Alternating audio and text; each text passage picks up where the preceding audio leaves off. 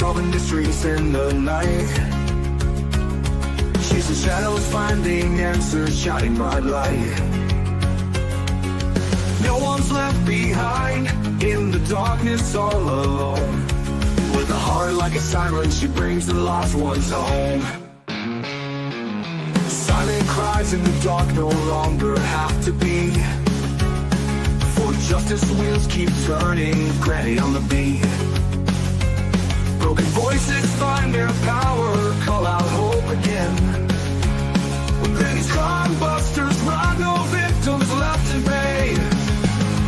Bravery in her veins, truth she won't disguise. With a fire in her eyes, she's got nothing to deny. Granny fights for justice, never backs down from the call. For the voiceless and the missing, she'll stand tall.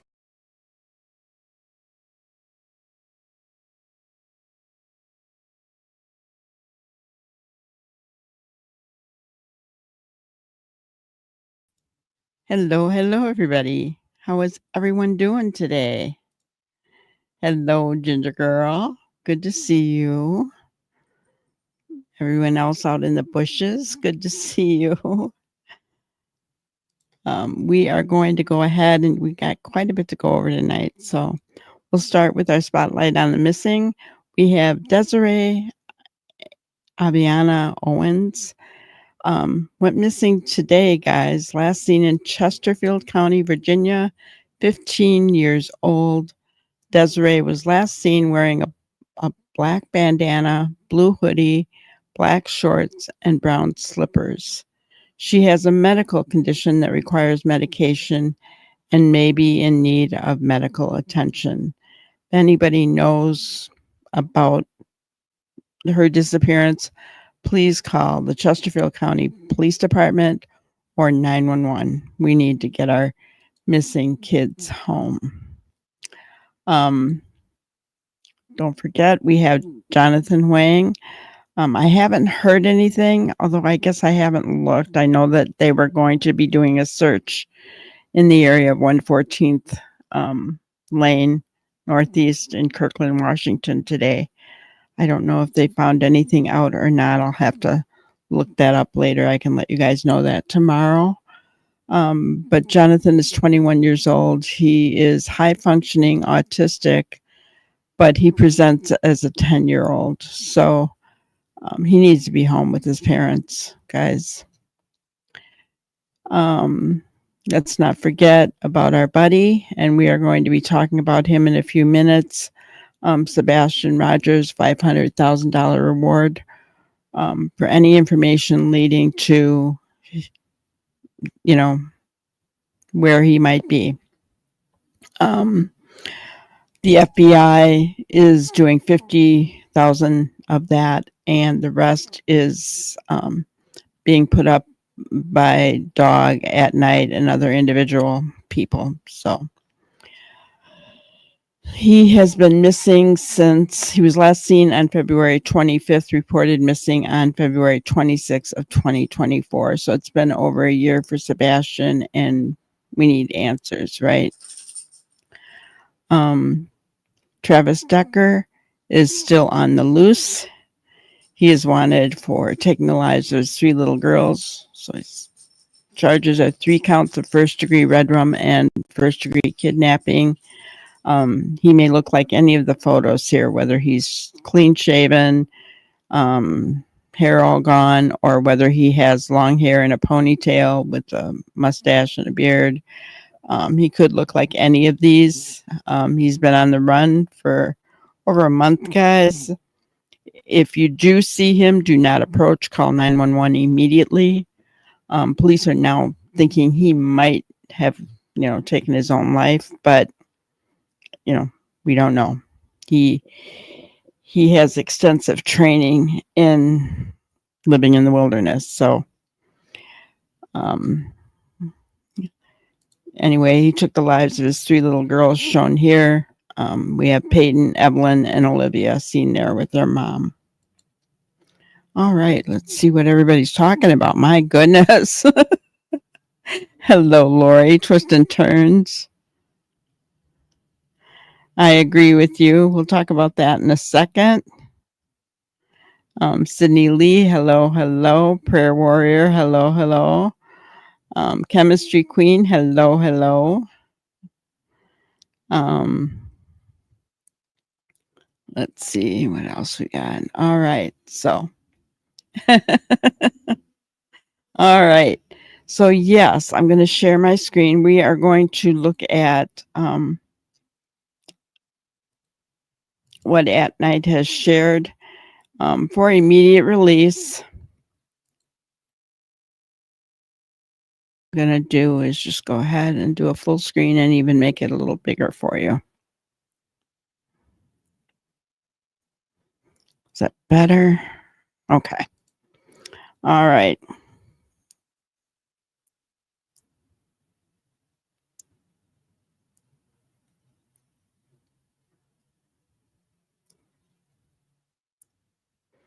Okay. So, unprecedented effort, unanswered questions at night alongside private investigators, cyber specialists, body language, and linguistic analysts, and various expert contractors have dedicated over 500,000 analyst hours to digital forensics, open source intelligence, and field investigations. In partnership with Dwayne Dog Chapman, they have contributed to a reward pool of $447,000, part of a broader total reward of $500,000. Key unanswered questions: is Sebastian alive? Was his disappearance planned or spontaneous? Did he leave the reported residence barefoot? Local authorities have never confirmed whether Sebastian's shoes were recovered, despite exhaustive ground searches spanning thousands of miles, leaving his current status unknown. No evidence of a runaway. Independent body language experts who reviewed extensive footage found no indications that Sebastian intended to run away. Sebastian, who is autistic, reportedly left behind all of his shoes and his phone. Surveillance footage captured at 3:10 a.m. on February 26, 2024, shows two unidentified individuals with flashlights behind or near the Proudfoot residence, strongly suggesting third-party involvement, especially given that his stepfather was allegedly away and his mother was reportedly asleep at the time. Was that information, I'm wondering, about the lights being on at the back of the house at 3 a.m.? I wonder if that was ever given to At Night. But this just goes to show that the flashlights are a real concern in this case and considered evidence. Additionally, K9 teams lost Sebastian's scent abruptly at a roadside, a circumstance more consistent with forced vehicular transport than a voluntary departure. Critical ransom tip ignored.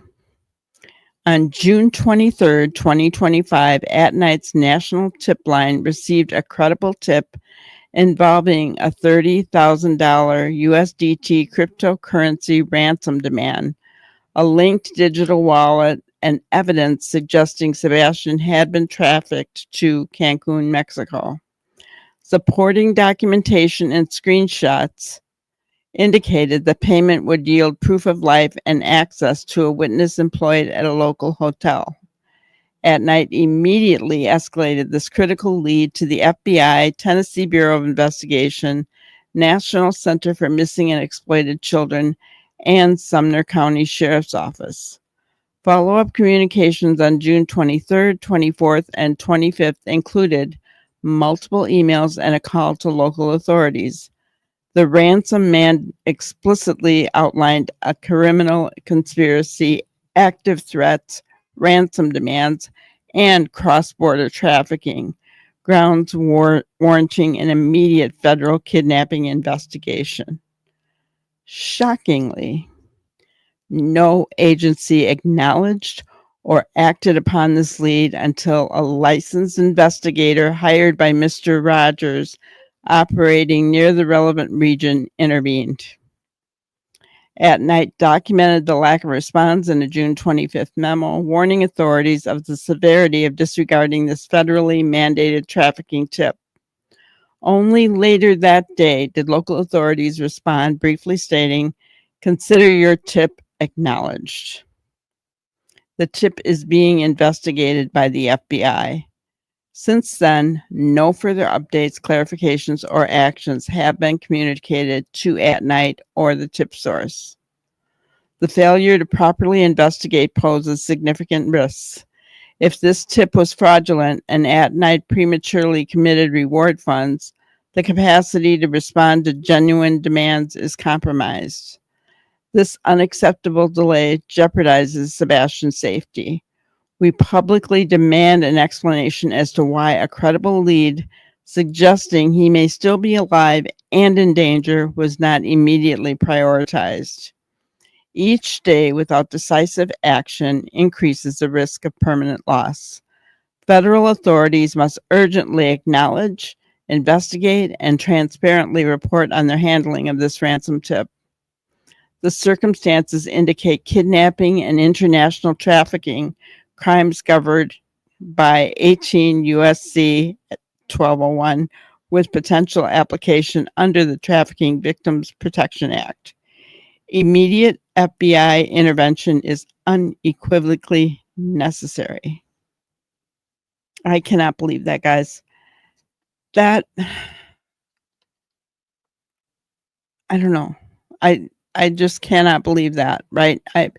That there was a tip asking for a ransom demand and asking for money, and At Night did what they were supposed to do. They turned it over to multiple agencies, and nobody followed up on it.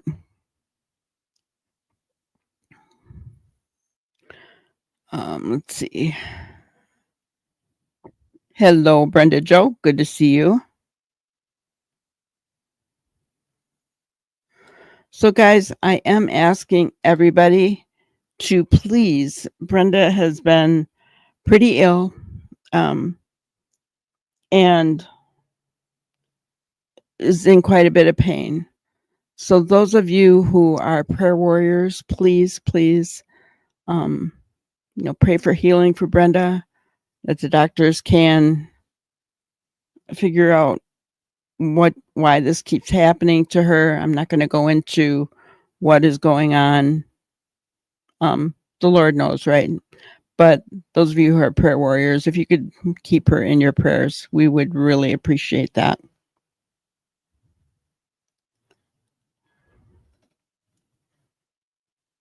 And doing laundry all day?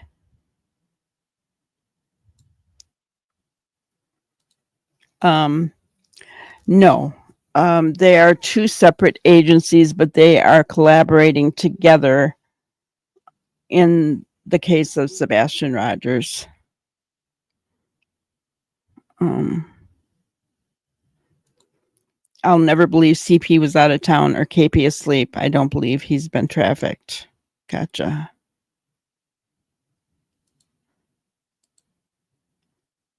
Yep.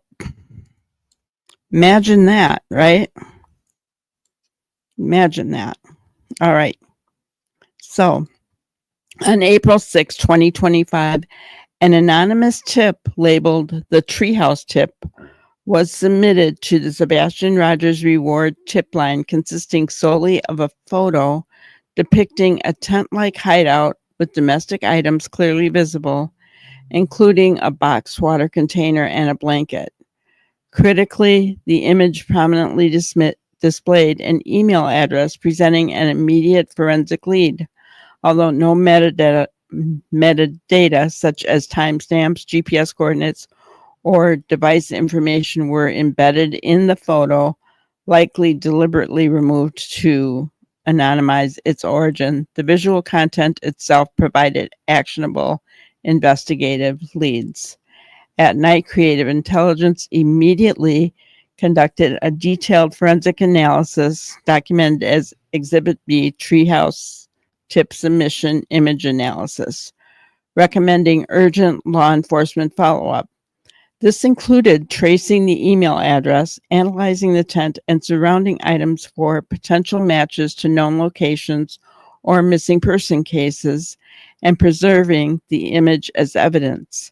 This detailed forensic report, categorizing the tip as potentially significant and deserving escalation, was formally submitted to law enforcement authorities, including the FBI's Rescue Me Unit and the Sumner County Sheriff's Office in early April. Despite these clear recommendations, no documented action has been taken by the SCSO or Tennessee Bureau of Investigation. To date, there has been no feedback, acknowledgement, or indication of investigative follow-through regarding this lead. The lack of action on this credible forensic tip is alarming, demonstrating a concerning and unacceptable pattern of overlooked investigative opportunities. Remember that in Seth's last media interview, he stated how they weren't doing their job, and they were leaving it up to him and his PIs. And that seems like, At Night is coming out and saying the same thing, right? And people want to say that Seth is lying? Really? Sebastian's case continues to be severely impacted by rampant online misinformation and inadequate communication from local authorities. Persistent false claims, such as an alleged confirmed February 26 sighting, and unfounded hit-and-run theories have proliferated online, diverting investigative resources and creating a dangerous environment. The Sumner County Sheriff's Office has contributed to confusion through reactive and inconsistent communications, allowing rumors to thrive unchecked and overshadow verified facts. Have to agree. Yeah, guys, I'm done. I am done not putting the blame at Sumner County's door, because this just confirms everything. Not only that, like I said, Seth's last interview with mainstream media, he was right outside their door. And, there is so much corruption going on in Tennessee, guys. It's horrific. Craddock needs to get off of his doggone butt and do his job. There's my vent. The absence of clear and timely updates has exacerbated speculation, significantly hindering the search. For example, a widely circulated false rumor that the TBI confirmed a sighting of Sebastian on February 26, 2024, was allowed to persist until At Night pressed for clarification. Yeah, that was something that we here at Granny's Crime Busters didn't pay any attention to. Just kind of revealing, that, guys, we are critical thinkers. We know when something's not right. We didn't pay any attention to that alleged sighting at all. We let it go because there was nothing to back it up. This misinformation environment has escalated into outright harassment and threats against individuals assisting the investigation.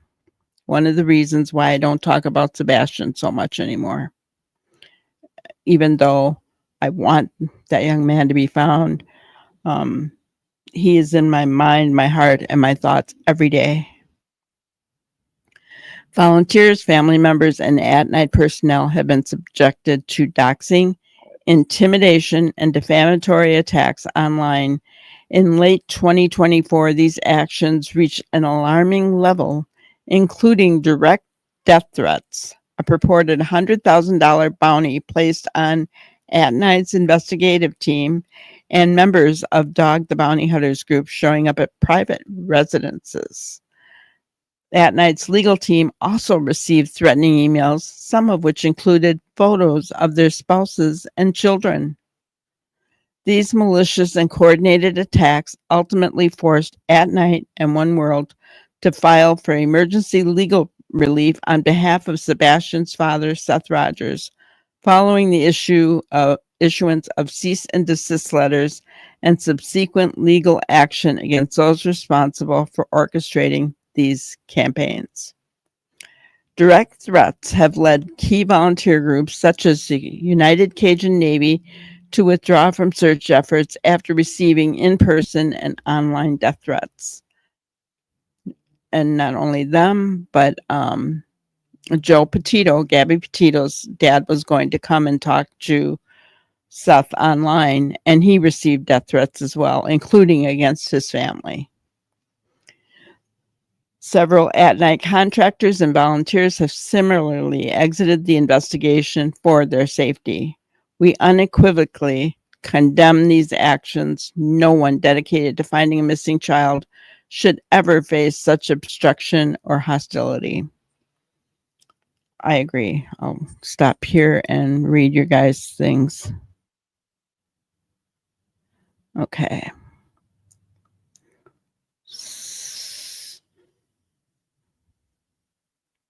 All right.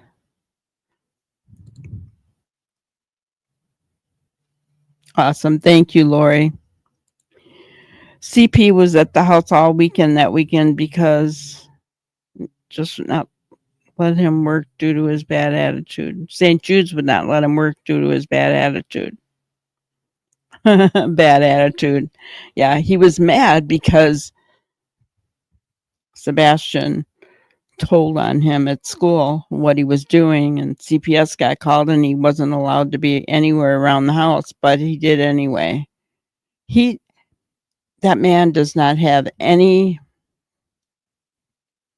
what do I want to say, any kind of fear of authority. He thinks he's bigger and better than they are. I have my feelings of what happened to that wonderful young man. Love Sebastian. Yeah. Of course, Brenda. We love you. All right. I know. Please let somebody else take over. Sumner County sucks. I agree. I agree. I lived in Tennessee and I didn't realize the amount of corruption until after I was out of it. I lived there for 3 years in that county. Unfortunately. So did LE stop communicating with Seth after they promised him? Evidently. You can't pay me to live in Sumner County. Yep, I hear you.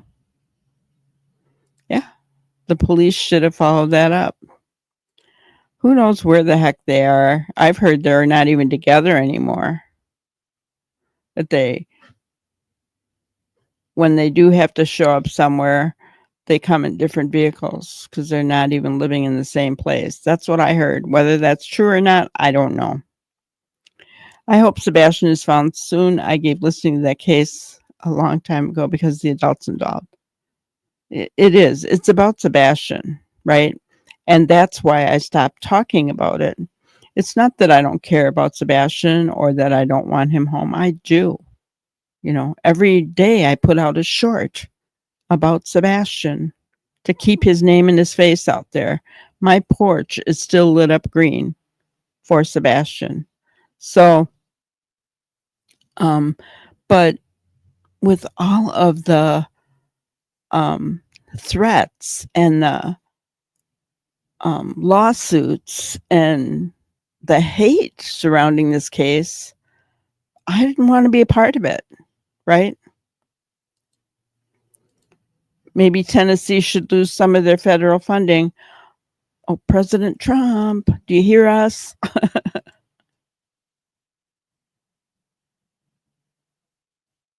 All right, so let's continue reading.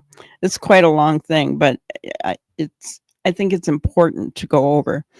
Local law enforcement bears significant responsibility for allowing this harmful climate to persist through inadequate and delayed communication. I totally agree with this, guys. And the reason that I agree with this is because look at you know it it irritates me so much when people in Jack and Lily's case try to say that um, RCMP is doing such a bad job. Oh my gosh. They have communicated with us double the amount of times that Sumner County has communicated with us in a year and a half. And it's only been 8 weeks for Jack and Lily. Double the amount that Sumner County has communicated. That's wrong on so many levels. And most of those communications that they did, what did we figure out, Ginger? I think it was 6. Were just things that I don't even think that they actually spoke, or maybe they sent a message to the mainstream media, because mainstream media was showing old clips of what Craddock said. So their communication is ridiculous. They can give updates without giving out information about the case. That is a proven fact. RCMP has proven it in Jack and Lily's case. They're not giving out any damaging information, but yet they're communicating. Timely, proactive public engagement is essential in dispelling harmful rumors, guiding community efforts, and ensuring the safety of volunteers. So true. That's a good statement. Despite repeated offers from At Night and One World to support communication management, law enforcement responses have been limited or non-existent. And you know what, guys? How many times have we read At Night's posts, and I, for one, was brought to tears because of the way that they word everything and how kind, and I mean, just how it just grabs your heart. They would be incredible at this. They would be incredible at getting that information out and working with law enforcement to do that. We urgently call on the Sumner County Sheriff's Office and TBI to address this communication breakdown and restore effective, transparent public engagement. Misinformation is not merely a public relations issue. It has significantly undermined search efforts, wasted precious resources, and endangered those dedicated to Sebastian's safe return. Plea for federal intervention. Due to substantial local inaction and the urgent circumstances surrounding Sebastian's disappearance, a vulnerable minor suspected to have been trafficked internationally, At Night and One World Society will formally request FBI oversight in a forthcoming letter addressed to FBI Director Kash Patel and Deputy Director Dan Bongino. Deputy Director Bongino, appointed in March 2025, currently oversees national FBI operations. Under the Federal Kidnapping Act, 18 U.S.C. 1201, the FBI possesses jurisdiction over kidnappings involving potential international crossings, as indicated by ransom claims pointing to Cancun, Mexico. Additionally, the Trafficking Victims Protection Act may apply if evidence of human trafficking is confirmed. The FBI established role in Amber Alert cases further underscores their authority and responsibility to intervene decisively in cases like Sebastian's. We urgently request the FBI to assume primary oversight of the Sebastian Rogers investigation, or at minimum, initiate a parallel federal inquiry and secure copies of all intelligence and tips from local and state authorities for thorough Bureau review. We also urge the FBI to similarly review the case of Summer Wells, who disappeared at age 5 in Tennessee under comparably suspicious circumstances. Local and state authorities previously used misinformation on social media platforms as justification for their prolonged inaction, an unacceptable precedent we insist must not be repeated. Protecting minors in immediate danger is a public duty we implore the FBI to fulfill without further delay. We will request Director Patel to prioritize this case and deploy all necessary federal resources wherever the investigation leads, Tennessee, Mexico, or beyond. Our detailed letter to FBI leadership, copied to the U.S. Department of Justice and relevant congressional oversight committees, will outline the timeline of neglected leads and investigative missteps, emphasizing the urgency of immediate federal action. This includes highlighting critical evidence such as the unaddressed June 23rd ransom tip and overlooked forensic leads. Additionally, we are engaging with Tennessee's Office of the U.S. Attorney and the DOJ Civil Rights Division Human Trafficking Prosecution Unit due to the interstate and international implications of this case. A fresh, empowered federal investigation free from local political constraints and interagency conflicts is essential. Sebastian's safety must be the priority, overriding jurisdictional pride or embarrassment. Yes. Sumner County, Craddock, get off your high horse and let it go. You've done nothing. Just admit it and move on. While we acknowledge the FBI's prior involvement, including their announced $50,000 reward last year, the severity of this situation now demands their direct leadership and immediate intervention. Peter Corkelis, at Night's national tip line coordinator for the Rogers case, emphasized time is critical. Every ignored tip and every hour lost increases the peril Sebastian faces. We cannot tolerate further inaction or bureaucratic delays. We urgently call on the highest levels of law enforcement to intervene decisively, cut through procedural obstacles, and bring Sebastian home safely. He further noted the diminishing patience of Sebastian's loved ones. We have diligently tried to work within the system. Now we are publicly putting that system on notice. At Night and One World Society are prepared to pursue legal actions for gross negligence if credible leads continue to be ignored. Ready to step down yet, Craddock? Our unwavering goal remains Sebastian's safe return. Authorities must prioritize transparent communication and protect those supporting this critical search effort. Just check and see where you guys are.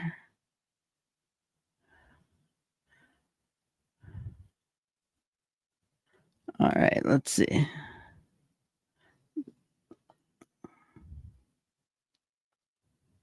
Yes, the case, yeah, long time ago.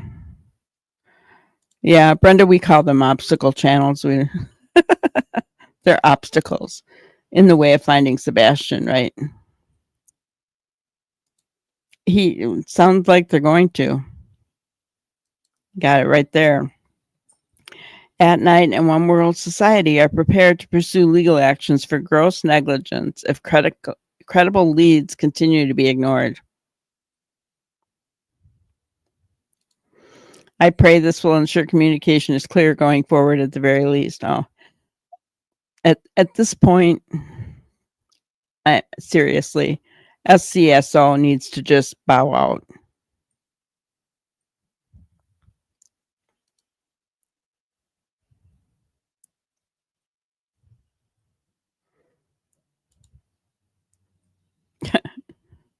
All right. Hello, Victoria, Kent. Good to see you guys. Too hot out?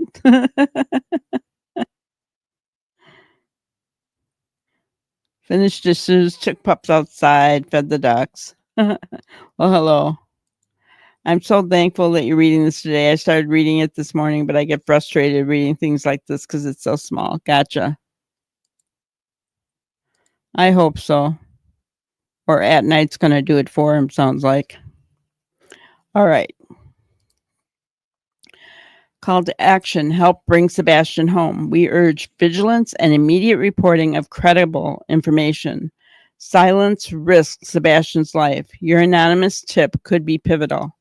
At Night, Creative Intelligence, and One World Society are committed to using all necessary legal actions to ensure Sebastian's case receives proper attention.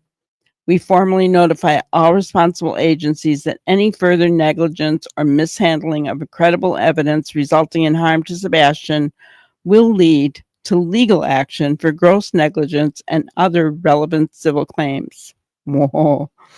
Our primary goal remains Sebastian's safe return, but accountability for mishandled tips and overlooked evidence is essential to restore public trust. We call upon anybody with information regarding Sebastian's disappearance, no matter how minor. And I know they have to say this, but this one right here, I'm sorry. You know, if it were me, I guess I'd be going right to the FBI. And then these guys. This part I really like. Setting the record straight. Facts versus misinformation. Guys, this is so good.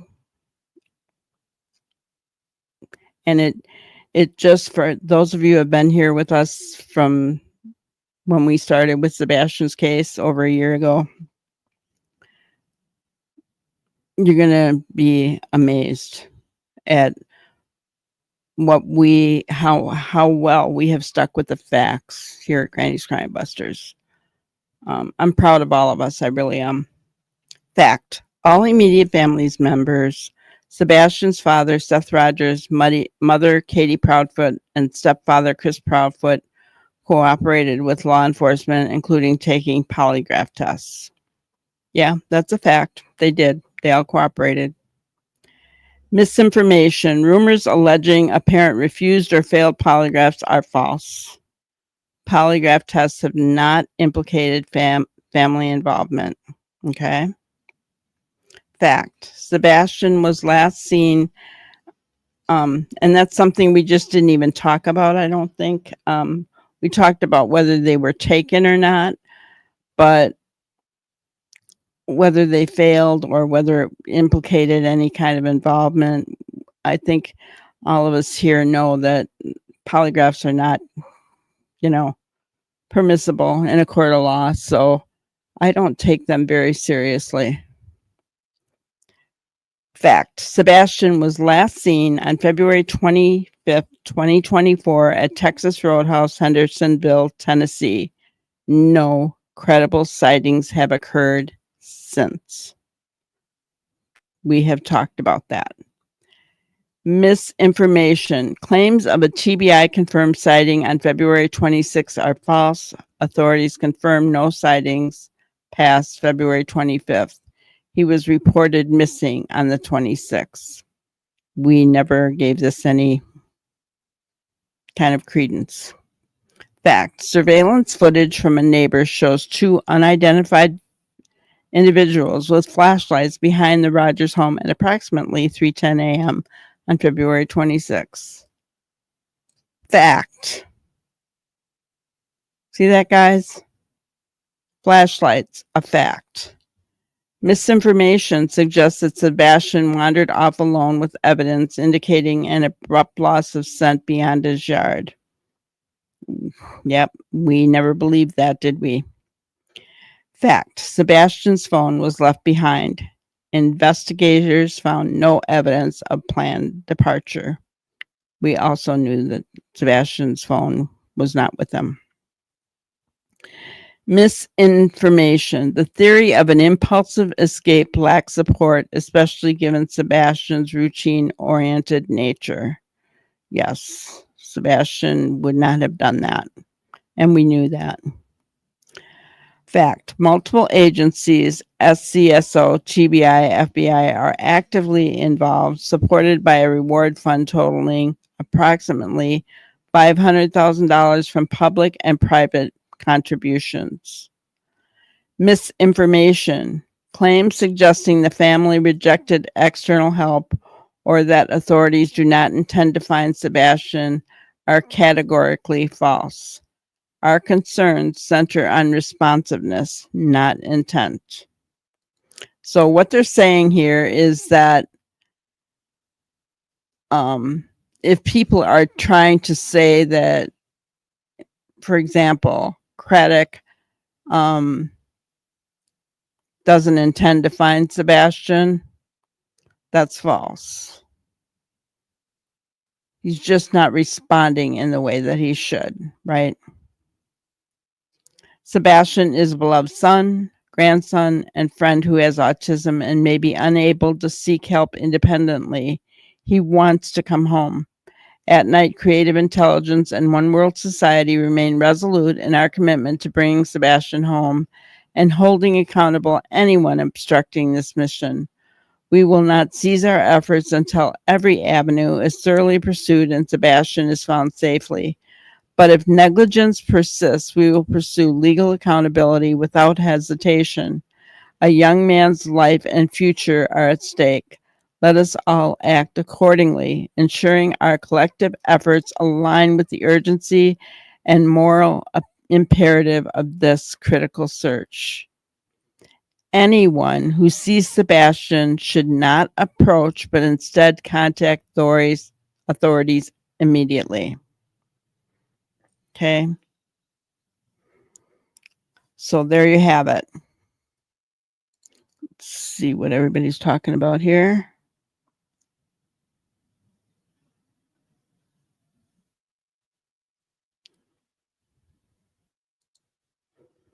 No. From the very beginning, it has not been, no one believes it's, well, authorities, fathers, they don't believe that Sebastian is dead.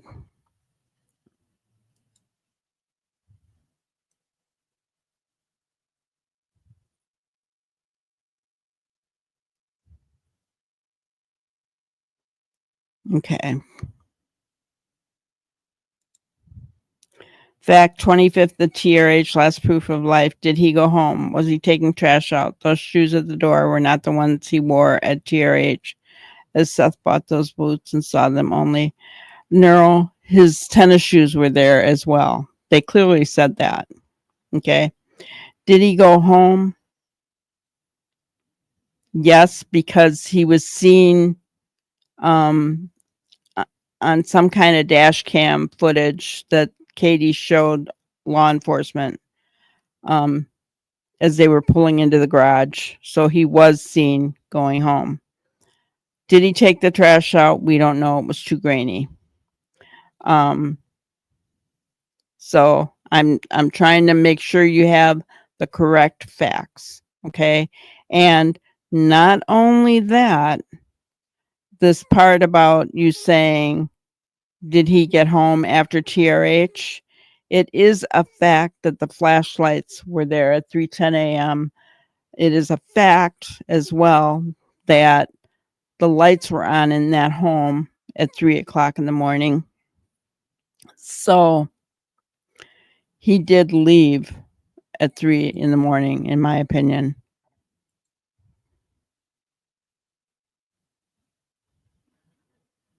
Yeah, it is amazing how we can choose. But that is one thing that law enforcement has come out and said constantly, consistently, that there is no evidence that Sebastian is deceased. None at all.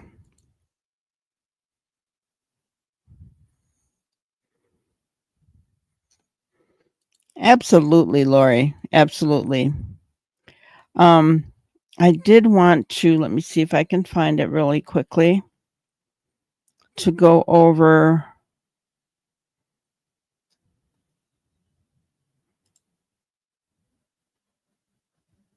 one more thing if I can find it, because I thought it was awesome.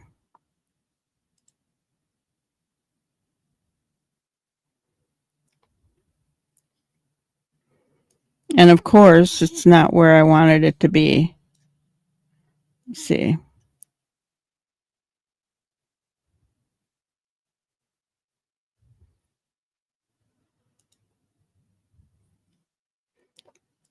Hmm. They had some really good information that they were sharing. Well, I guess I will have to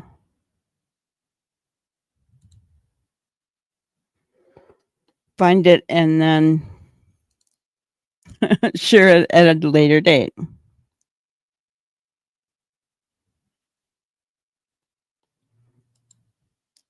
Gotcha. Yeah. And no worries, Neuro. I just want to make sure that facts like what we just went over here, you know, we're we're not going to we're not going to go there anymore, that he maybe he never made it home, because there was, we don't have it, we haven't seen it, but it has been stated that the dash cam footage or some kind of camera she had in her car showed Sebastian as they were pulling into the driveway after they got home from TRH. So he did come home. And Seth did say that those shoes, those tennis shoes, were there along with the boots. So I just want to make sure everybody has the right information. So I'm hoping that this does something. Guys, I have felt for a long time, and yeah, well, does it surprise you that SCSO won't share it? It doesn't me. They have dropped the ball on this case. Craddock needs to just swallow his pride and give the case over and do whatever he does every day. I don't know what he does, but whatever he does. I know he likes posting to Facebook, so whatever he does every day. He's always giving his officers some kind of reward or some kind of certificate for training, that kind of stuff. Yeah. So all you have to do is follow their Facebook page, and you can see how much time Craddock wastes throughout the day.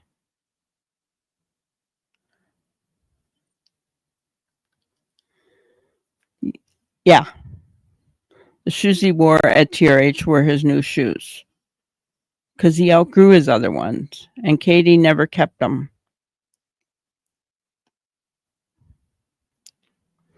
So, yes, our poor little guy. I was thinking as I was reading this, it's been what? February, March, April, May, June. A year and 4 months. 16 months. That's a long time for somebody Sebastian's age, isn't it? There's a lot of, I remember Seth talking about all the things that he missed, and like helping him learn how to shave, that kind of thing. His voice may be getting deeper, right? There's just things that Seth is missing with him, and it breaks my heart. And you got to wonder, what is Sebastian experiencing wherever he may be?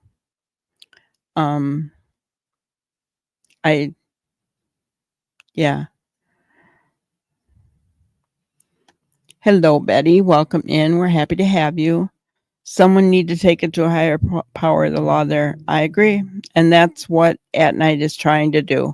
So I'm hoping that this will make a difference. And I'm hoping that the promise, I'm not going to call it a threat, but the promise that if credible tips are not followed up on, there will be legal action taken, that will do something, right? I miss the old sheriff. Sebastian's case seemed to stall. Exactly. Kind of shows you what kind of leader Craddock is. I'm sorry. I have, guys, just putting it out there, I have no respect for the man. I really do not. Anyone that calls RAPE a snuggle struggle doesn't belong in any kind of office. It's my opinion.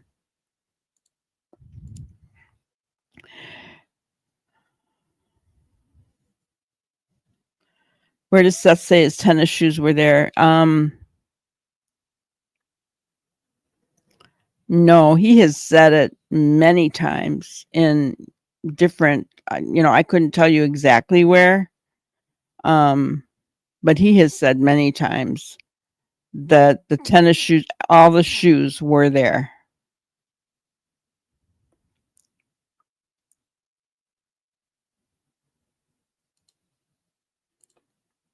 Yeah, well, and I know there's no way I could even begin to look it up for you. There's so many interviews. But and there's so many, I mean, we talked about this case every night for months on end, guys, didn't we? And I showed all the interviews. So, I mean, you'd have to go back and look. That's all I can tell you.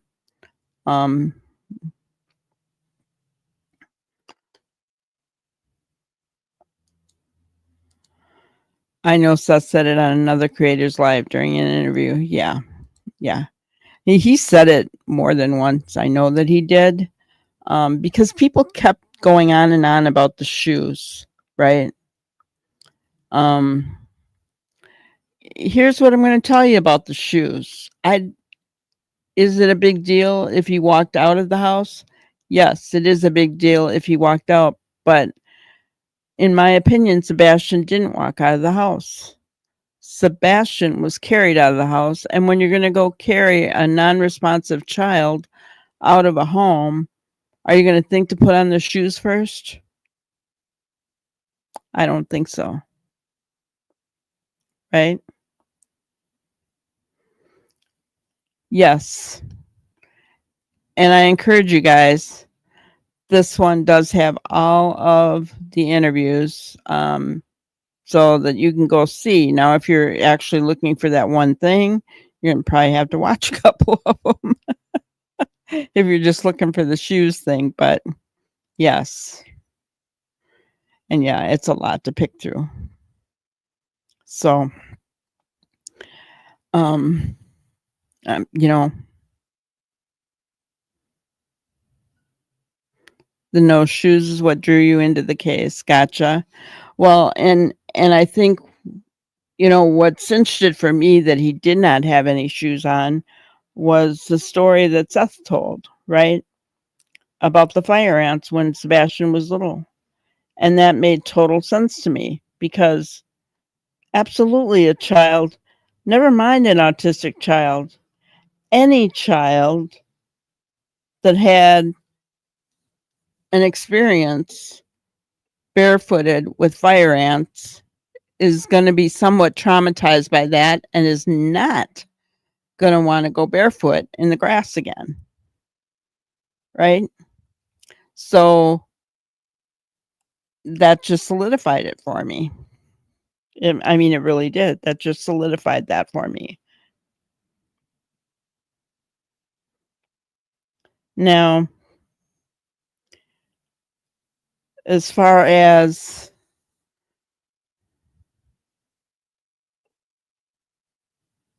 made it so suspicious, Granny, yeah. Yeah.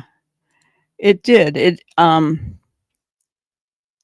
you know, listening to mom and stepdad, you know, talk about his disappearance, no shoes. I don't know why he walked out the front door when there was no scent trail from the front door at all.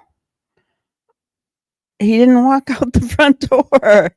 He was carried out the back door and through I mean, the flashlights show it. So, um, and that is being considered fact. So, um, yeah, I really, really hope and pray that, Cash um, Patel and, Bongino get involved in this and make sure that this case is handled properly going forward. Yeah. Yeah. Caleb didn't have an experience like the fire ants, so, and he was older. But situations were a little bit different, but yes, there was other ones as well, right?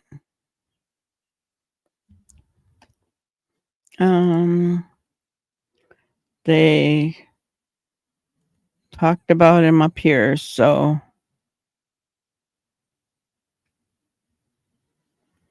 with Patel.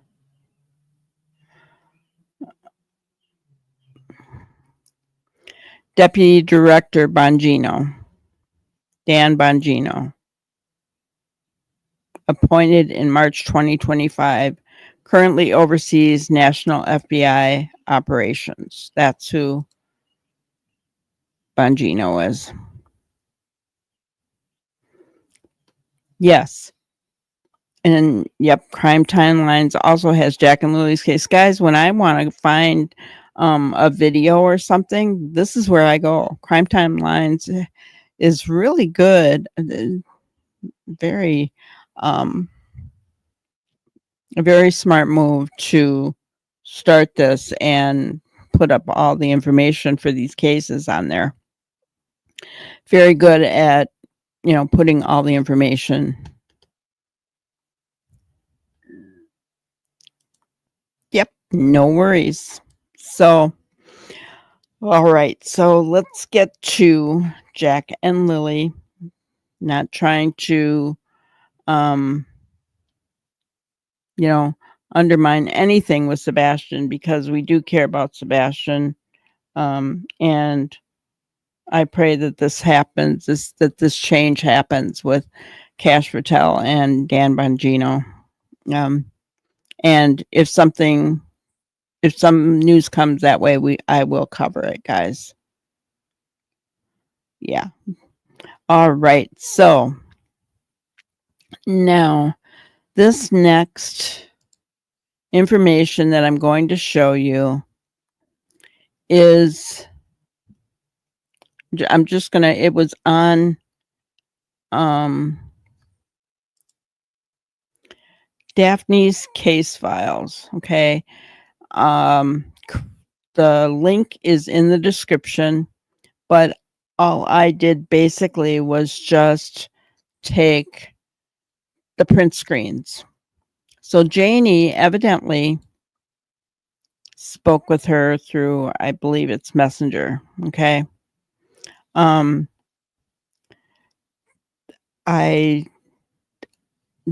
I have been on, and Janie is Daniel's mother. Okay. And I have been on her Facebook page, guys, and this looks to be her. Okay. Can I say it's her 100%? No. But this lady said she reached out to her and asked her, do you trust Darren to speak for you, or is he making stuff up? And Janie said, if it wasn't for him, I wouldn't be on here.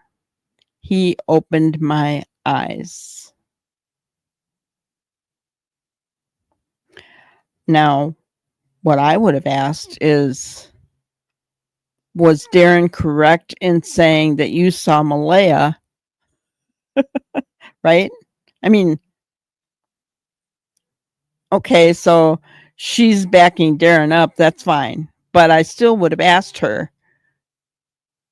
is he correct in saying that you saw Malaya in the driveway and you heard the kids? That's what I would have been asking, right? The next one, he opened my eyes. May I ask if you sent the timeline to Belinda? I know she was counting on that from you. Hopefully you both connected. She's the grandmother. Why not? I don't, yeah, she didn't really answer the question, did she? And then, so this part, what was being said is that Janie's, guys, breaking information right here. Janie is not allowed to see any of her grandchildren. By who, I don't know. But this is what prompted this particular conversation. All because Lily and Jack went missing? Are they at least letting you see Meadow? I would be so hurt if I couldn't see my grandkids. I'll get, though this, it's the kids. I worry about how hard it is on them. Never seen Meadow yet. So evidently, for whatever reason, she's not being allowed to see her grandkids.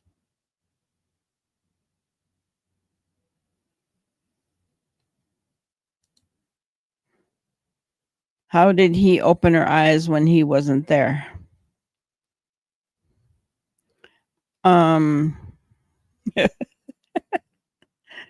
Well, he's saying he's getting information from Malaya's side, right? I mean, I don't know. Gosh. I agree.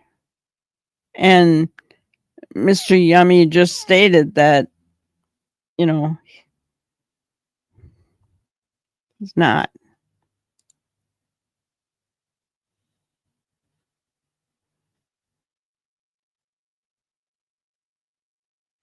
Go back to that chat yesterday, and from 8 in the morning until 8 last night, all those questions are answered.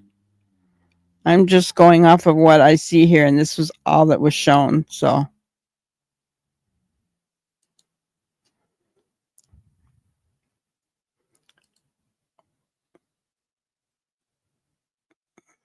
how come she can't see the grandbabies? Do not know. Who's not letting her see them? Is it the parent or law enforcement, CPI? I mean, I don't know.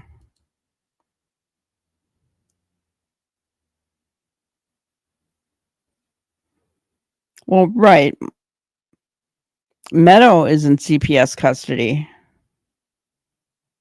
I get that, but what about her other grandbabies? She must know why she can't see the kids, but her and Logan are not saying anything. Yeah. I mean, I don't know. Right?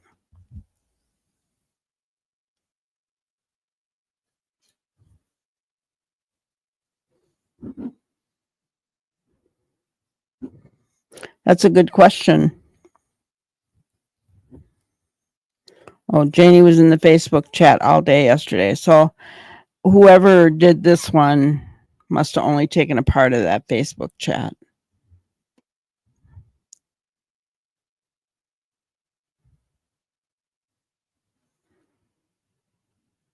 I only just seen this part, this little part, and that's all that she clipped. So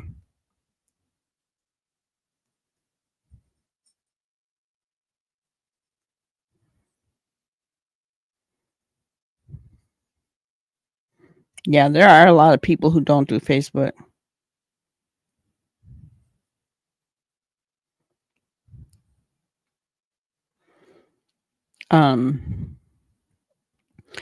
I get it about Meadow, but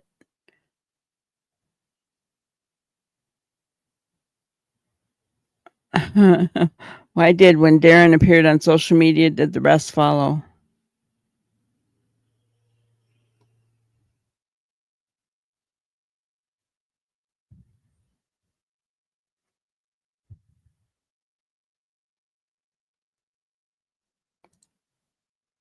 Yeah, that would. Yeah, we've never gotten official notice from law enforcement,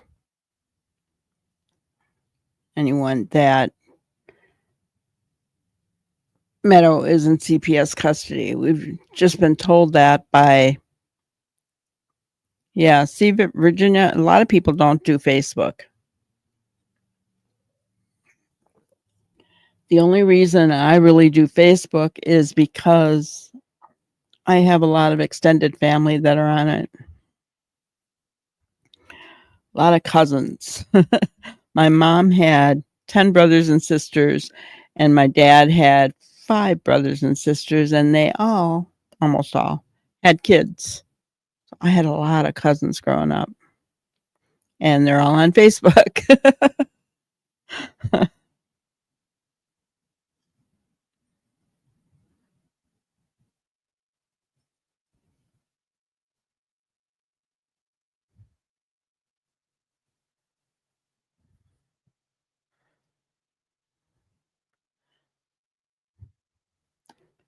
Raider Warrior. Okay.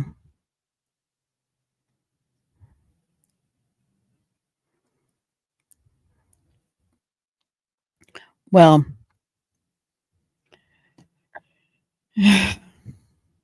I, you know, the biggest thing,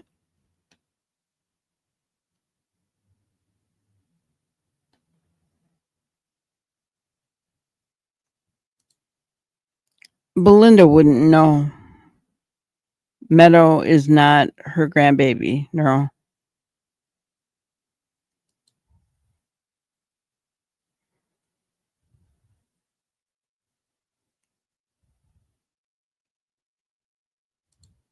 No offense, Kent, but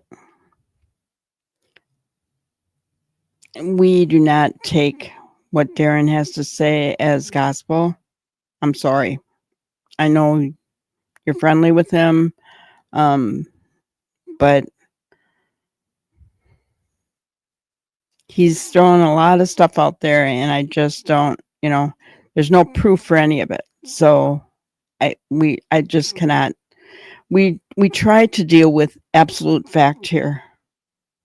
So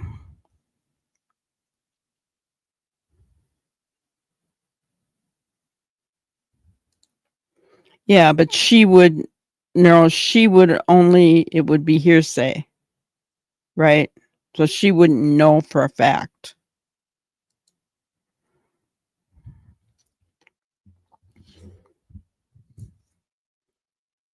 Yeah.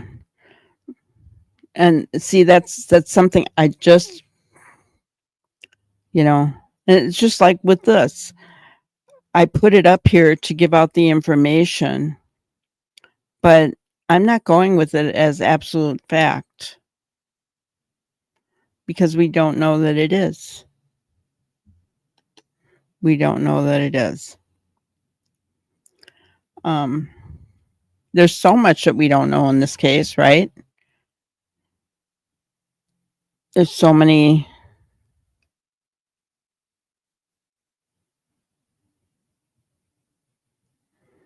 Oh, we've seen the picture of Meadow and Daniel together. That doesn't mean that she's in CPS custody, Ken.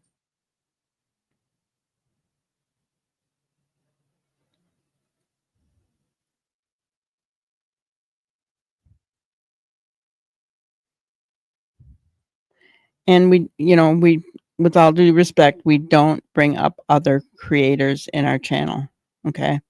Unless I'm showing something of theirs on screen. But yeah, a picture of Daniel with Meadow, I saw that. I saw that he had a recent picture. He didn't have anything on his Facebook about CPS having Meadow and allowing him to visit. He just had the picture on his Facebook. So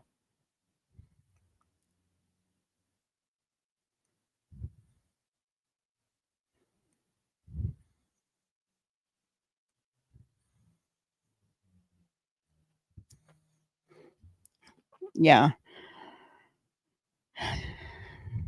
and that's the hard thing about trying to stick with facts and not rumors. It's really difficult to do that because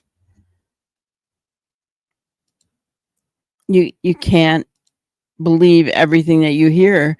And guys, I know that that's the way to go. The reason is that look at the circus in Sebastian's case, right? Look at the circus in his case. If here at Granny's Crime Busters, if we hadn't stuck with the facts, and we proved it today, when they laid out all the facts and the misinformation, we had stuck with all the facts. We believed all the facts and we didn't believe any of the misinformation that was represented there today. And that is what we're doing in this case as well, right? So and so said this, and so said that, and so said this. Unless it can be proven for a fact,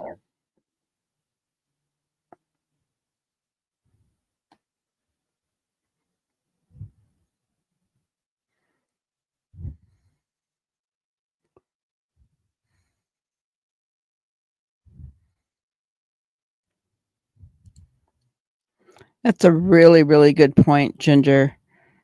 Yeah. I would hate to see Baby Meadow be exploited. And that's so true. It's just like the little 3-year-old, right?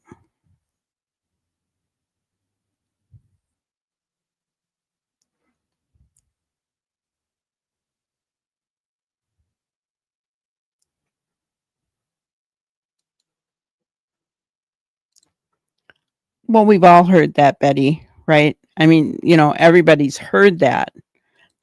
There's a lot of hearsay going on.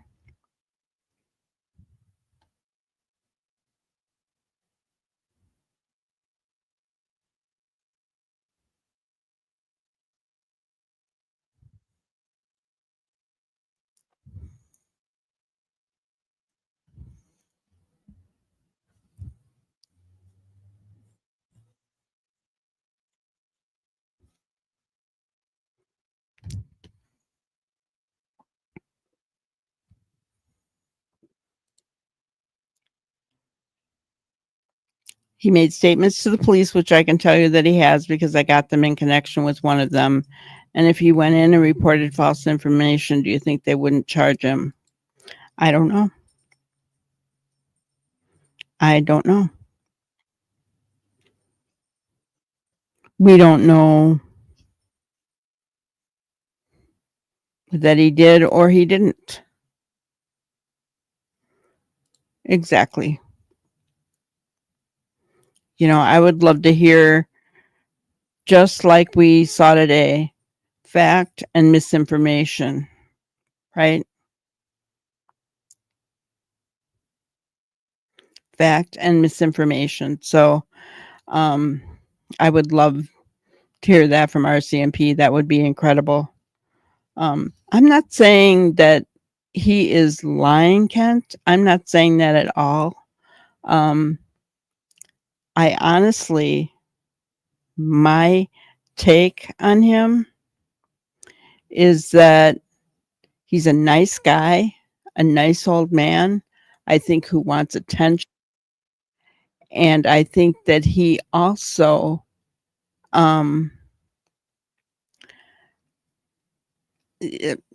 has been fed some lies, in my opinion. Could I be wrong? I could be wrong. All I know is that until or unless what he says is corroborated as fact, I'm not going to take it as such. And the reason that I do that is just like I said, Hello, Sandra. Good to see you. Um, we showed today when all the facts came out about Sebastian Rogers' case. We had stuck with all the facts. We did the right thing. We didn't we didn't put out any of the misinformation. We didn't stand on any of the misinformation or any of the hearsay or the gossip. Um, and we stood our ground on that. And it isn't always a popular decision, is it? It's not. And it offends some people, and I'm sorry about that, but I'm not gonna until or unless it's proven as a fact, I'm not gonna, you know, believe it as a fact.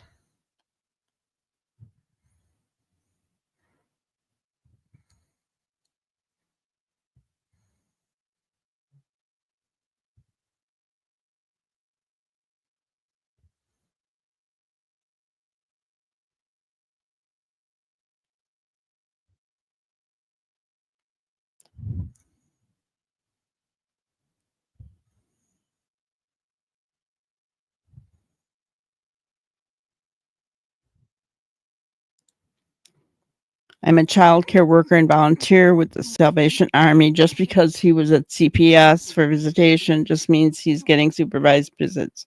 Doesn't mean they have custody.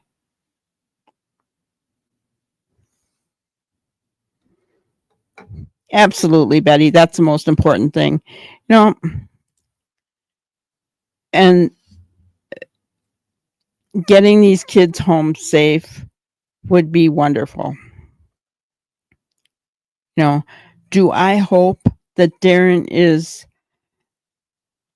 correct in the fact that they're alive? Oh, I do. I hope that those children are alive. My goodness, right? Would love nothing better than for those kids to be alive, honestly. And that is what's important. Um,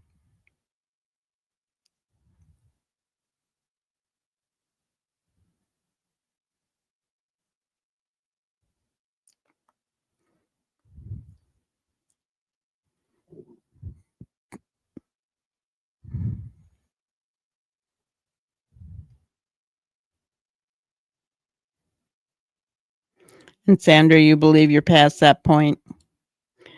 I know. There's just, it's really hard to know what happened, isn't it? It really is.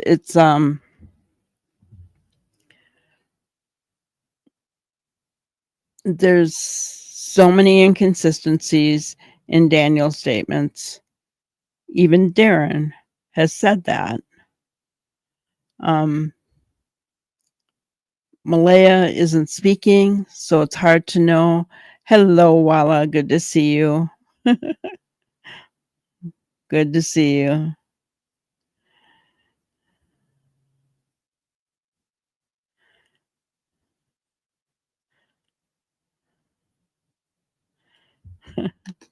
Let me see something here.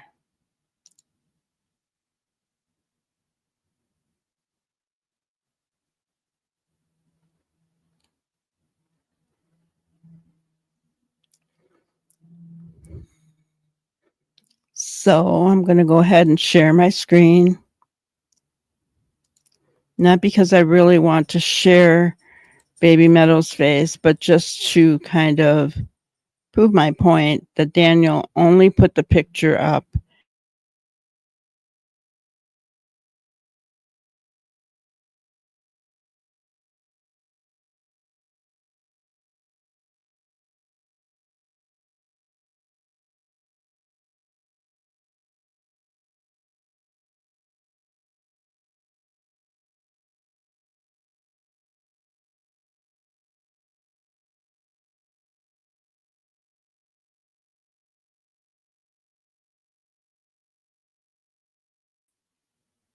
on his Facebook when he posted this picture of baby, which he really needs to cover up. He did not say that. that she's in CPS custody.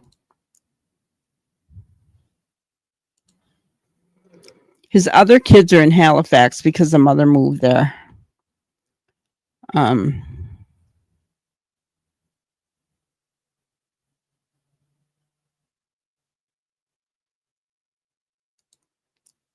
I'm not taking it at face value, Kent. I said that I don't know that it's true. Just like I showed all of the other, you haven't been here every day. Just like I showed all of the other messages. And I have repeatedly stated, and anyone here can tell you that I don't know that that's absolutely true.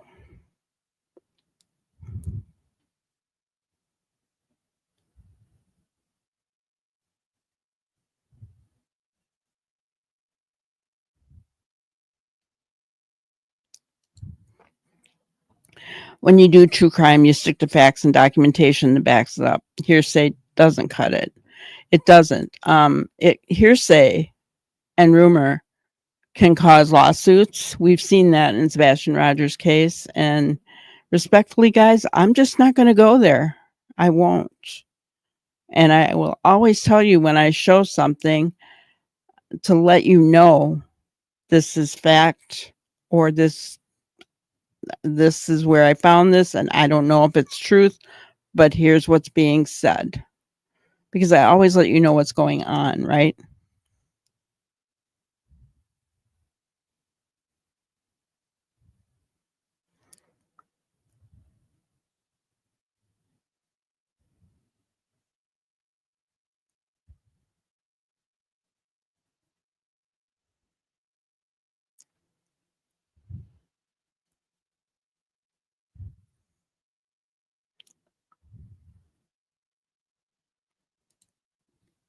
That's very true. It's one of the reasons why I don't reach out to family members. I've seen it too often.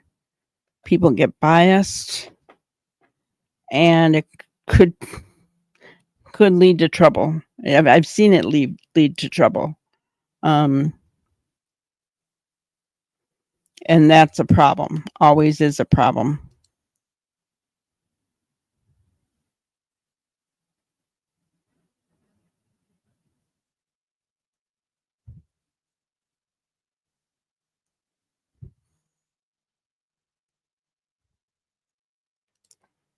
It could be there's the date that it was put up there was June 24th. But it doesn't say what date the photo was taken. It says nothing about the photo at all. So I don't know. Yes, family dynamics can be messy. And nobody knows that better than me. I told you guys that, my mom had 10 brothers and sisters. My dad had 5 brothers and sisters. Oh my goodness. Um, don't always get along. Some outright lie. Some like attention, in my opinion, like Darren. Others, I mean, ugh, it can be so messy. That's why I don't get involved with family members of a missing child. First of all, tensions and emotions are heightened when you have a missing child, right? It's horrible. I'm not going to put them, you know, on my channel because I'm not mainstream media, number one, right? And you put them on my channel, then everyone's going to take it, run with it, say things about them. I mean, I'm not going to subject anyone to that. Just not going to happen. Yes, we're just here for Jack and Lily, praying that the RCMP finds them.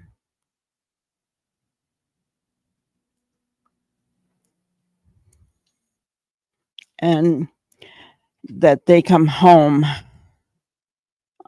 wherever that ends up being. I mean, I don't know um, what law enforcement is saying, right?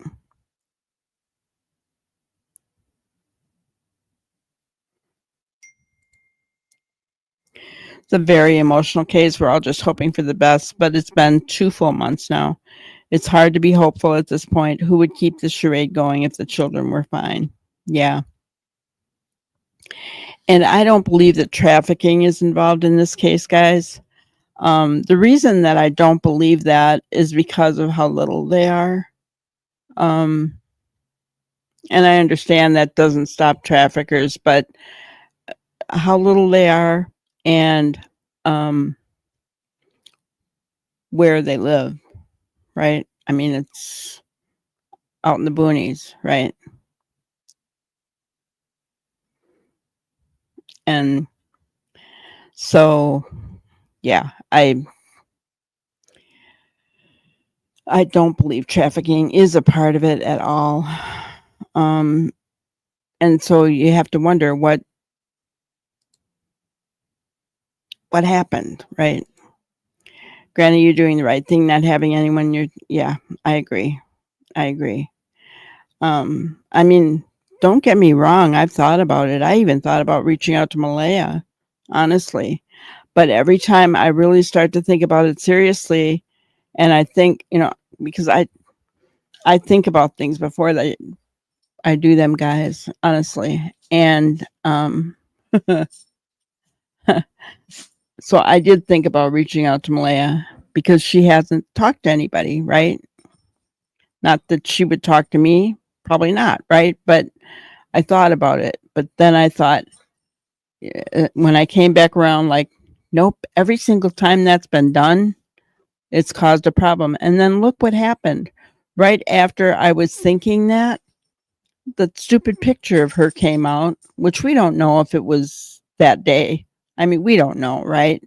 But look at what that turned into, right?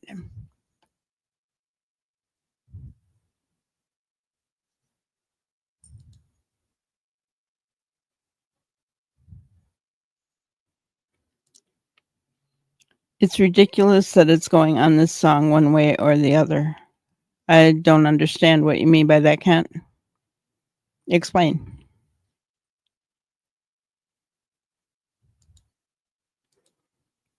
Agree, Lori. It's learning from other cases. It becomes a circus. Exactly. And that's the one thing. I mean, isn't that why many of you are here, right? You don't want the drama here. You like the fact that you can come in, you can share your thoughts and your opinions without hate, without anger, because we don't allow that here, right? Um, and that we can. Here, I'm going to give you an example, guys. Yes, after yesterday's video, I mean, we had a lot of views on that video. Somebody put in there that I laughed too much for such a serious thing. And I thought to myself, oh my gosh, then you're really not paying attention to my crime busting family, because if we didn't laugh a little bit, we would cry. This is Missing children is very dark, right? Nobody but my family here knows that my voice cracks when I talk about certain things, and when that I get emotional. And yes, we laugh once in a while. We laugh to break up the darkness, don't we?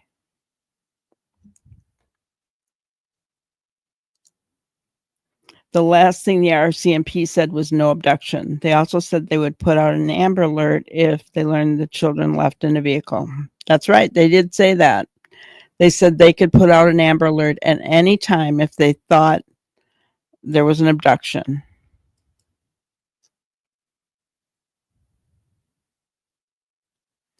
Oh, this long. It's ridiculous that it's going on this long, one way or the other. Gotcha. Doggone spell check, right? Yes, Kent, it is ridiculous that it's gone on this long. Absolutely. Um, and I feel like somebody needs to tell the truth. There were 2 people there that day, maybe 4. Somebody needs to tell the truth.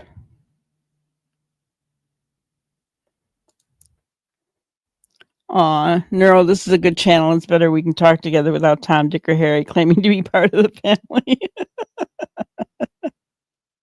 family.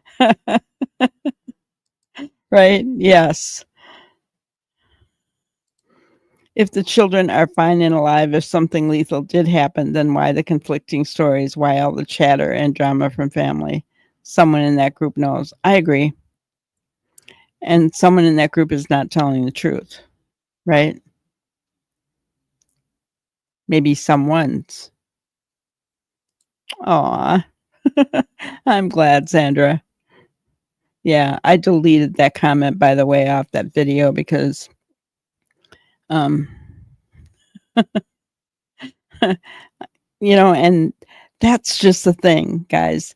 Does it bother me when people say negative things like that?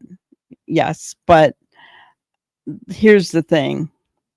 I know better. And yes, I'm always going to be me. Um, but I know that my family in here would tell me if they didn't like it, right? They would tell me. And absolutely, they've told me the opposite, that they love my laugh, right? Um, but I don't know that I could stop it if I tried, because you guys are so funny sometimes that it's just I I can't help but laugh. Yes, missing children cases are hard. I often need to take breaks. Yes, I do the same thing myself. I do the same thing myself. Yeah, we laugh for many reasons without being funny. It's a release of emotion. It sure is.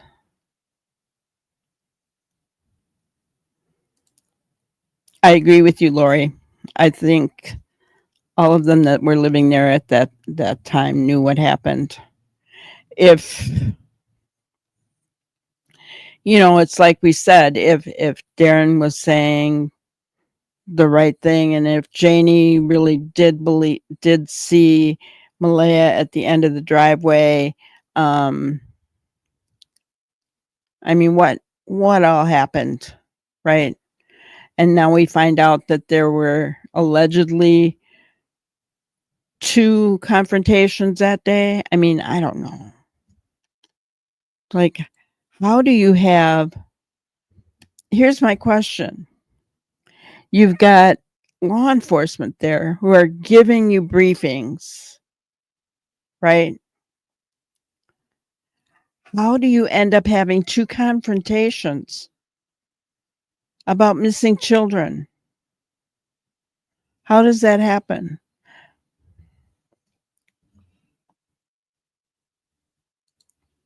I agree. I do not believe these beautiful, fun-loving children went out of the house half-dressed. I agree. 100%. 100%. I don't believe it either. You know what, Ginger? They might as well not have had any shoes on. Right, Neural? I mean, come on. Jack allegedly didn't have a shirt on. Lily, they say that she had a Barbie shirt on. Was it a sleep shirt? Was it just a Barbie shirt? I mean, I don't know. Either way, she didn't have any pants on. And it was cold out and rainy. There's no way those kids walked out.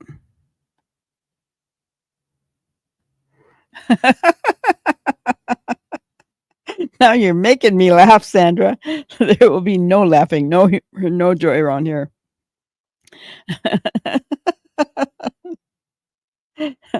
I know. Here's the thing. I'm just thankful that you guys know that when I'm laughing, I'm not laughing because of the situation. I'm not laughing because these 2 babies are gone, or that Sebastian's gone, or that Summer Wells is gone, or Michael Monkey Vaughn is gone, or Dylan Ayler's. And by the way, guys, I just want to say something really quickly. I know it's off topic. Um, if any of you do have Facebook and you follow Dylan's dad, Jason Ayler, guys, he really needs prayer. Um, and he needs therapy, in my opinion. I'm worried about him. I'm concerned about him. I think the best thing to do when we're worried and concerned about somebody is to pray for them, right? So I just want to put that out there because he's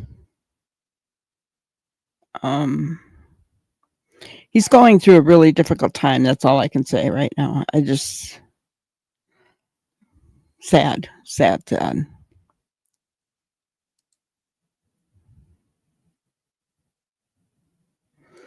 Oh, I agree. Why would Daniel film himself looking in the bin for the blanket he threw out the week before?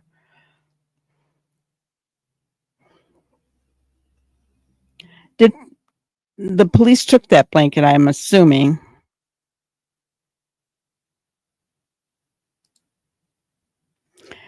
No, but somebody, um, well, it was said on, again, allegedly, we don't know for sure, that Janie's dog was triggered by Lily screaming.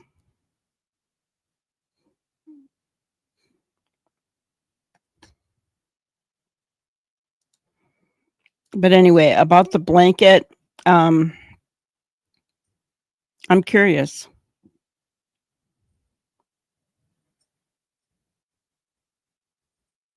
I would imagine maybe the police took it. I don't know.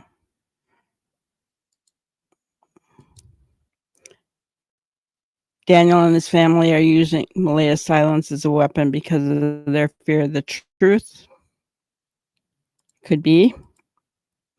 They took their boots but didn't wear their boots. That too.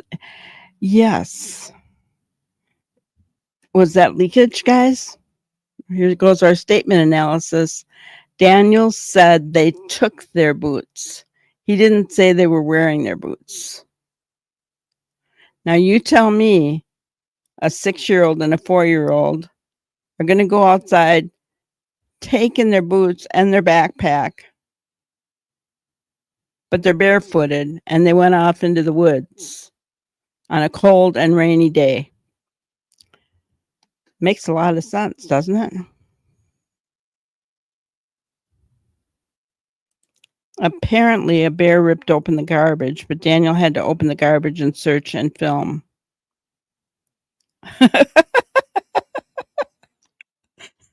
Sandra, stop making me laugh. Well, that was one smart bear. Closed up the garbage after tearing it open.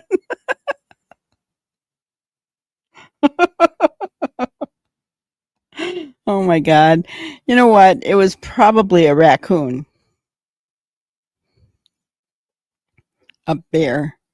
I mean, yes, I could see bears being there, but I'm just saying, you guys have raccoons in Canada, don't you?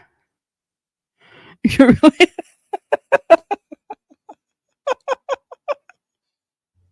Oh my gosh. Yeah. Really proud of our smart Nova Scotian bears.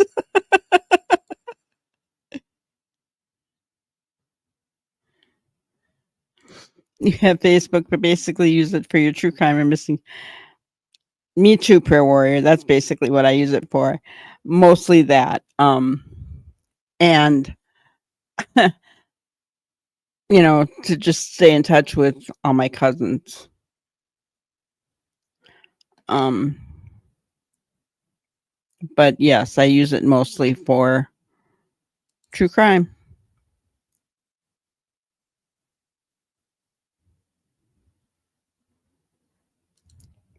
How did a little piece of blanket end up in a tree beside a boot print?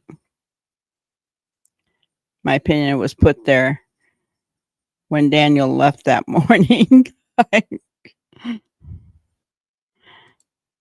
Logan said it was used for the cover of the window, but it was torn. Yeah, that's what she said.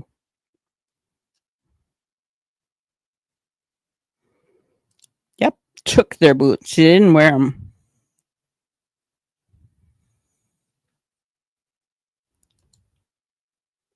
Whose kids take their boots? I mean, seriously, I don't know of any kid who's going to take their boots. They're going to put them on, or else they're not going to wear them. They're going to wear something else.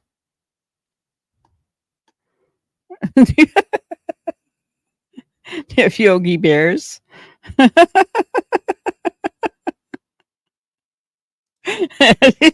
Yes, a smart raccoon who knew how to shut the top for it.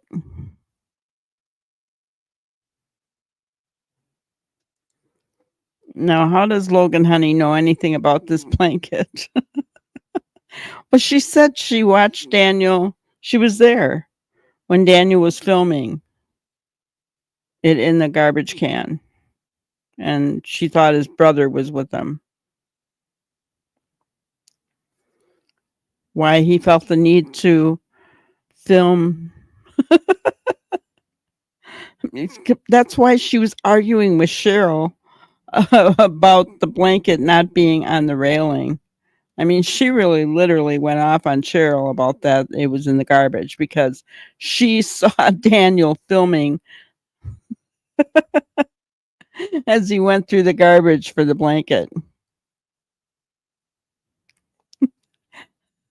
Yeah, to me it sounds more like a bear, maybe Yogi Bear. Yeah.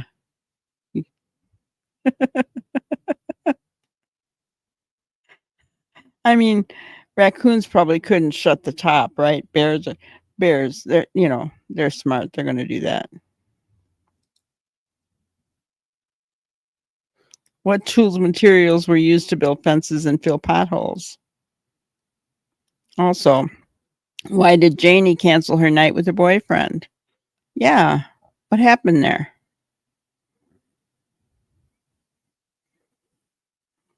Yep.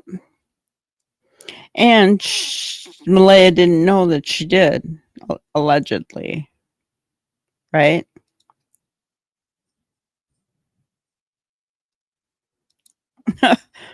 Well, you need to train them, Sandra. You got to train them. Train them to put the cover back on.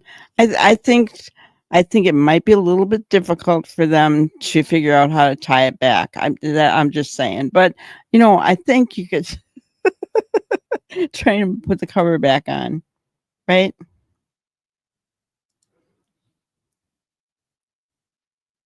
Yes, she was, and I think it's because it was Justin's dog, and from what I'm hearing, Justin had a pit bull.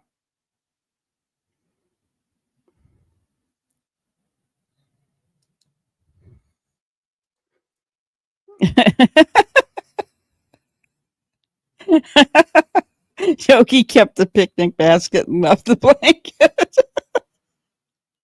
Oh my goodness.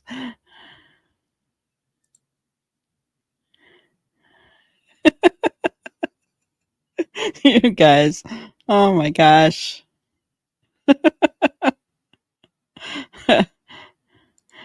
She canceled her date to fill a pothole in.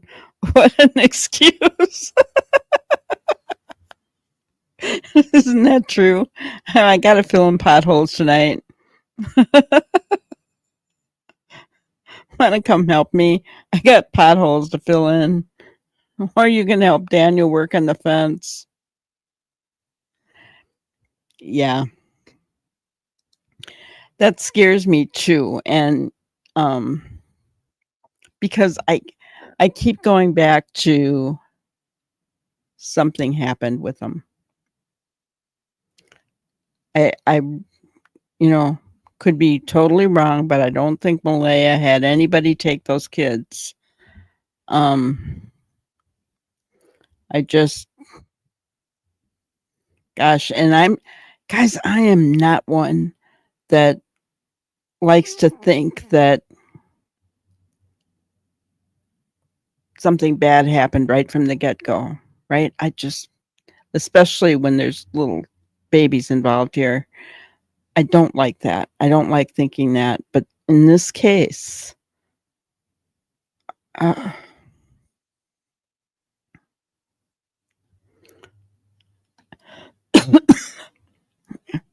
oh yeah, let's throw in the wash the hair and fill a pothole.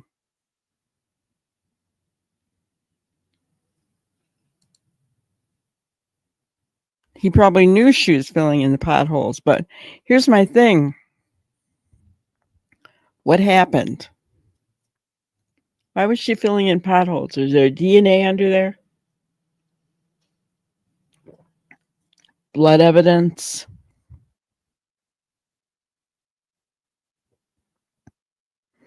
Yeah, why all of a sudden were they fixing the place up?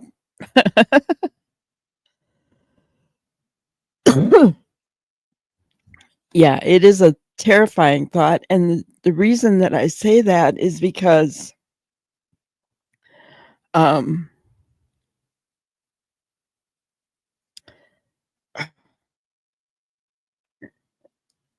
I, oh gosh, I, Lily screaming is going to trigger any kind of dog. I don't care if it's the most loving dog on earth. I'm not saying it'll trigger them to do something, but they're not going to like it. Dogs' ears are so sensitive, right?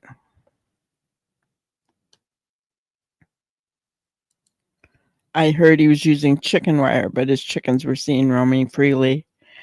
Well, it was clear. Let me just pull up the crime timelines, because there's a picture on there.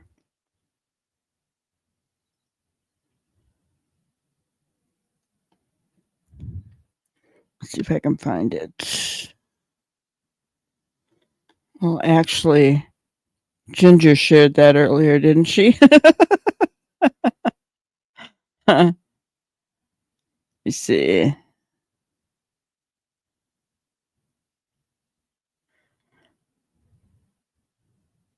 I can find it here.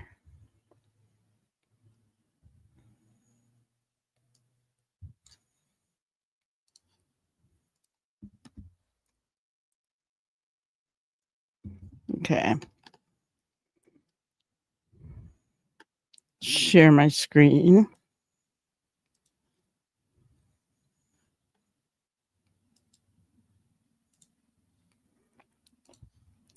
Take this off of there. Okay. This thing just keeps scrolling forever. But there were some pictures on here of that backyard that I wanted to show you where I thought he might be trying to fix a fence. I mean, I don't know. It looked like it was more recent. Right here. See, you can even see a slat laying there. So I was wondering if that is where he was trying to fix the fence.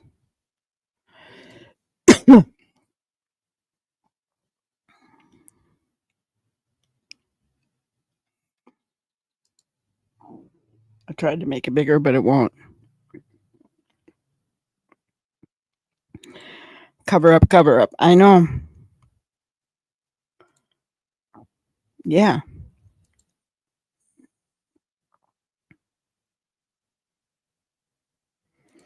The ever changing story. Yeah.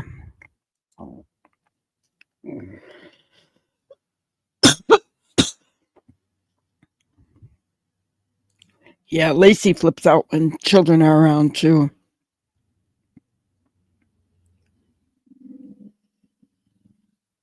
Oh, no, we don't. There is a video. Jack's second birthday party that shows Lily screaming.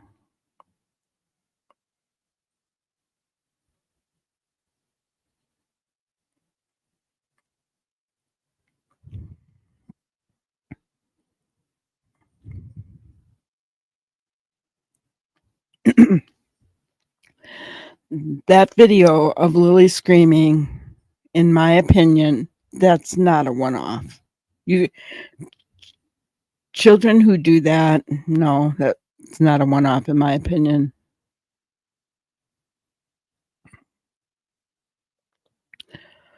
Right, she called them animals, Lori. Although she said she didn't.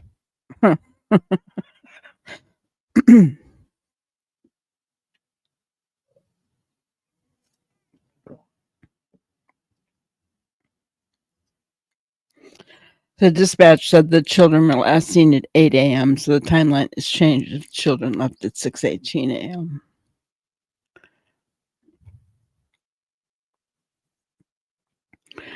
Thing is, we don't really know when they left, do we?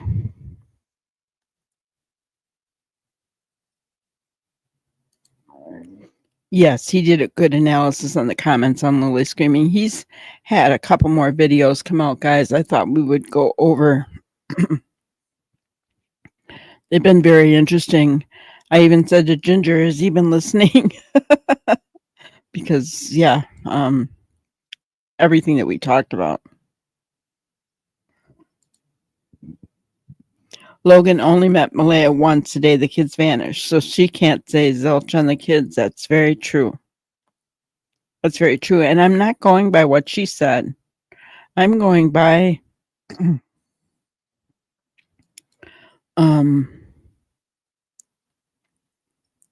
I am going by the video of Jack's second birthday.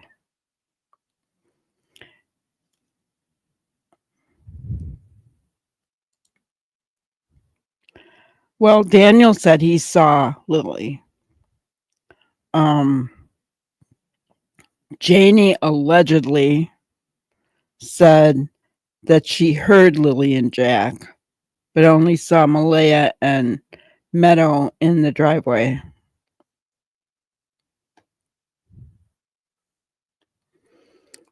Well, exactly. Janie alleged thoughts or statements do not match up with Daniel's. They completely are different. And again, why was Justin so upset and sobbing? Exactly, unless his dog did something. That guys, that's just what I'm saying. You know, think about it. The guy's going through a divorce. He moves back home in an RV with his mother. And he has his dog. And then the dog does something to the kids. I mean, I could see why he would be crying. Right?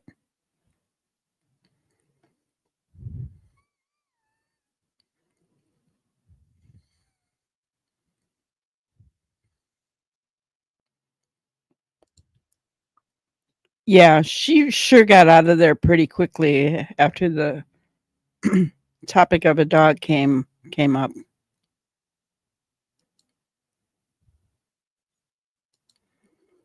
Yeah. He also said Janie was napping and only woke up at 9:30 when they started looking for the children. Exactly. Their statements do not match. And you know that our CMP knows that too, right? Just saying. You know that they know that too. So, my grannyism for today is the worst disease in the world today is corruption. And there is a cure, transparency. And I couldn't help but think about that when I knew we were going to be talking about Sebastian's case. because we know that there's a lot of corruption in Tennessee, right?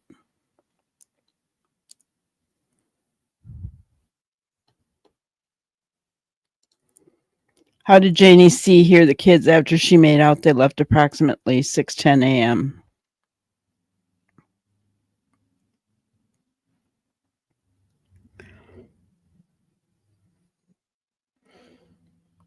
Good question.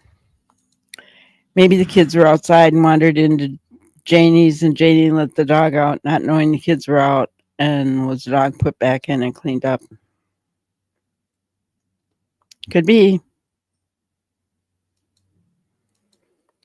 All of this talk of timelines and he said, she said comes down to a very simple fact. The children are gone, the adults know. Exactly. There are 4 adults in that home. In my opinion, they all have to know what happened. Yes. The best thing that could happen in Sebastian's case is for Sumner County to bow out, or for Bongino to say you're out, Sumner County, and maybe investigate him.